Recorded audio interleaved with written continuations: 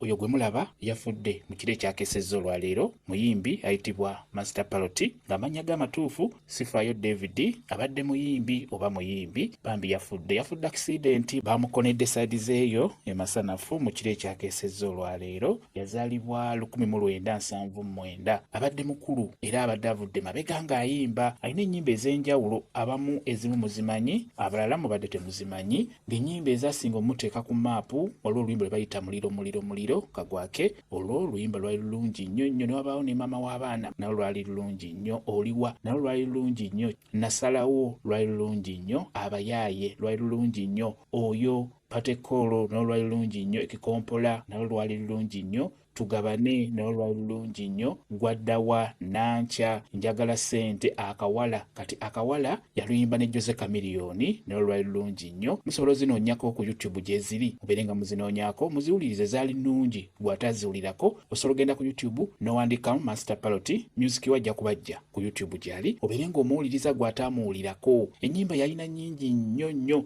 nga zisukka ne mwana yali aziweza tujja kuba tutegeera ebisingawo naye ng'ekikulu kya byonna kyenjagadde obbabuulira ky'omuyimbi Master Paroti yafudde accident kibi nnyo Mukama Katonda amusonyiwe byonna ebyamusobako omwoyo gwe agulamuze kisa kitalo nnyo kitalo ddala kyekyo kyenjagadde okubeera nga mbabuulira omuyimbi waffe yatufuddeko